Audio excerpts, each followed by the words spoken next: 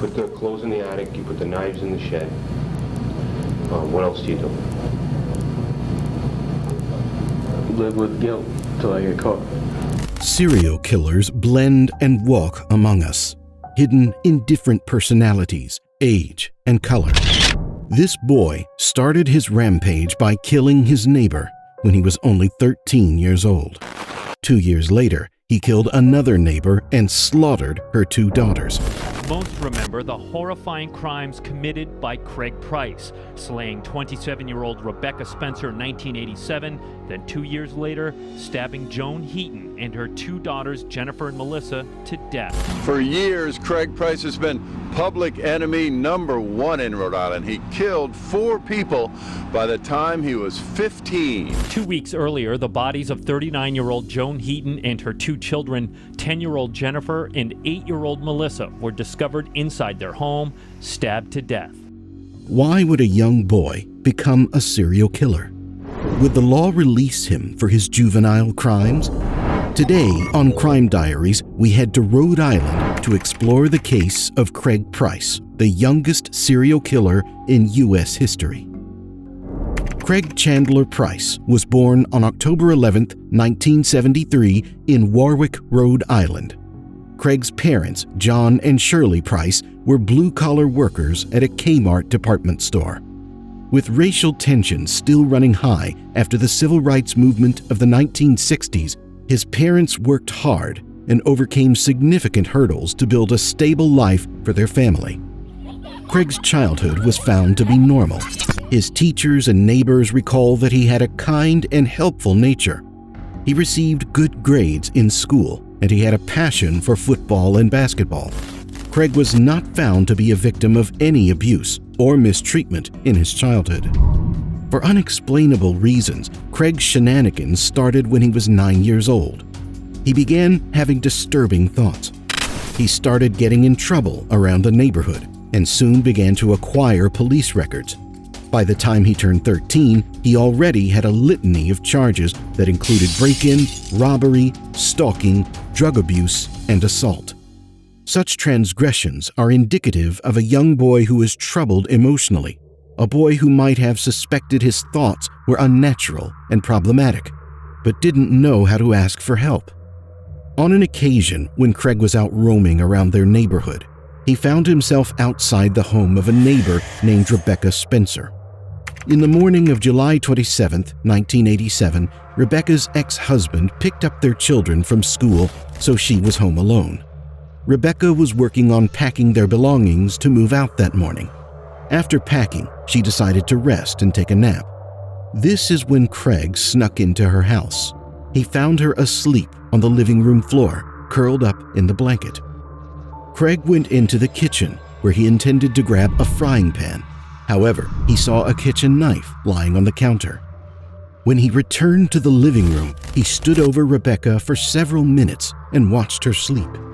A sudden urge of dark thought went inside Craig's mind that made him stab her violently.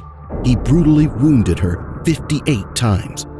After killing Rebecca, Craig calmly left the house. He went out the back door, snuck over her back fence into her neighbor's yard before heading to his own home. Craig was only 13 years old at that time. After Craig's first murder, he stopped his violent acts for some time. He enrolled in high school and became an achiever. Craig received good grades and he was talented at sports. He was living a normal teenage life, not until he got addicted to illegal drugs. On September 1st, 1989, Craig found himself at Joan Heaton's house. Joan was a widowed mother of 2. After standing outside for a while, he broke into the house and headed straight to the kitchen. On the counter, he found a set of kitchen knives that Joan had just purchased earlier that day. At that time, Joan was woken up by the noise that he created when he forced his entry into the house. She went to the kitchen to investigate, and there's where she found Craig.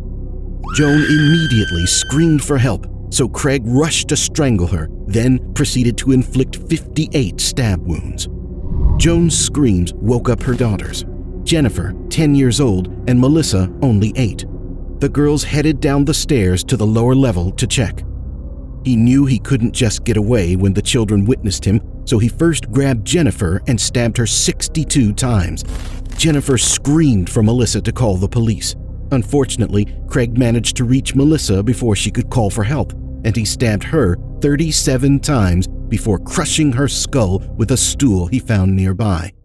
After killing Joan and her 2 daughters, Craig escaped in a similar fashion by sneaking through neighboring yards.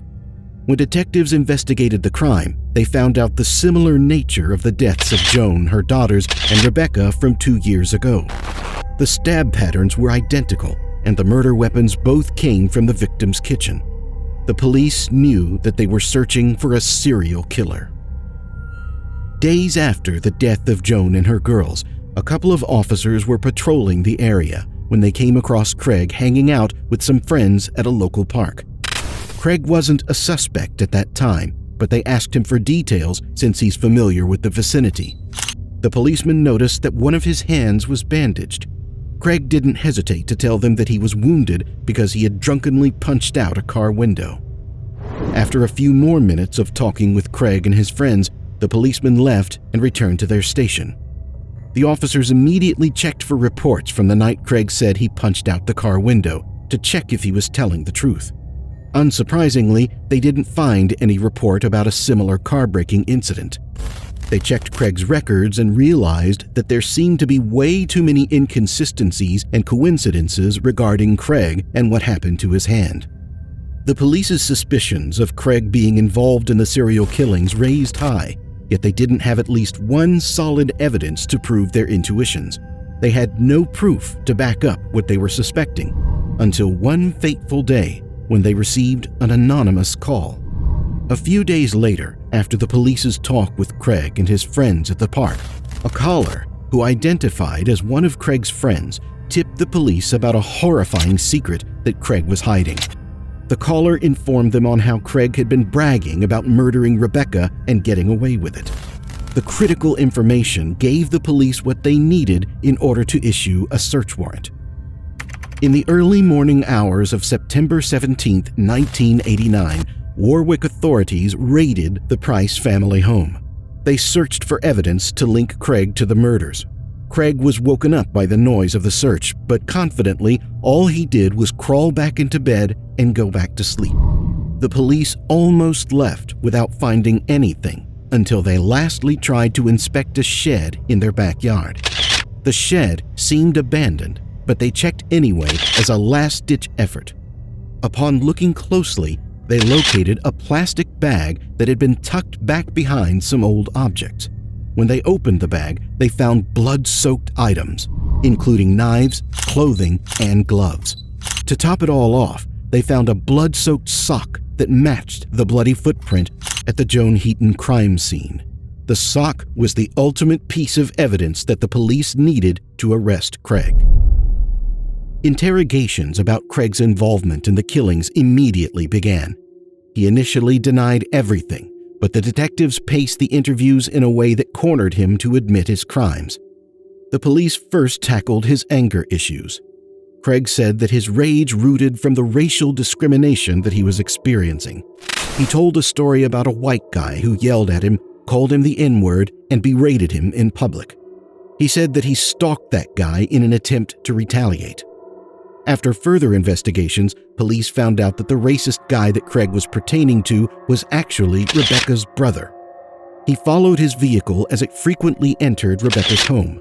Upon opening up with the detectives about his rage towards Rebecca's brother, he eventually gave a full confession. Do you remember one of the girls trying to get to the phone?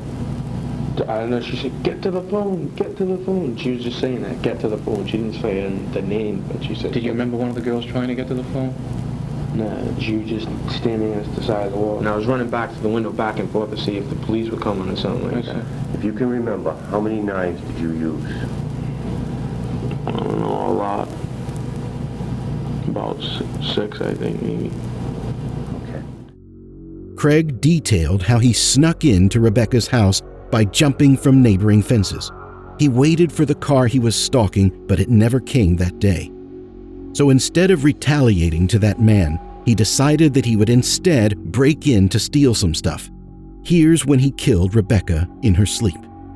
He also gave precise details about his second murders. He elaborated on how he had strangled Joan because she had walked in on him soon after entering the house.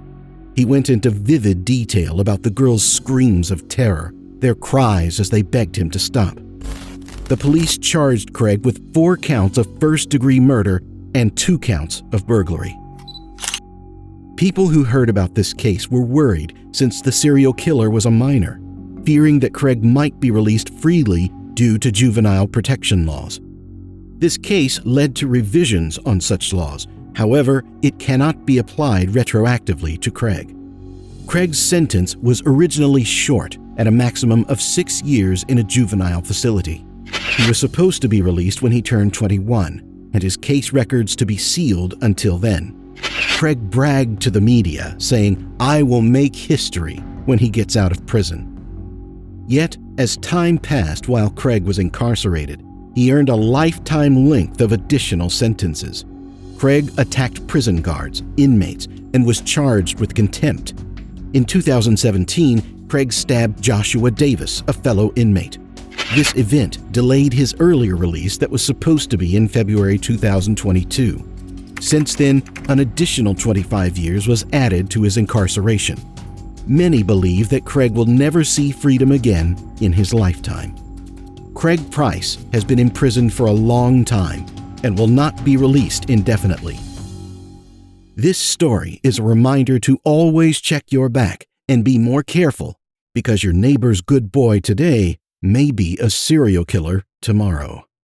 What are your thoughts about the case of Craig Price? Tell us in the comments section. Also, make sure to like this video, subscribe to our channel, and hit the bell icon to get the latest updates. This has been Crime Diaries, and until next time, don't be another statistic.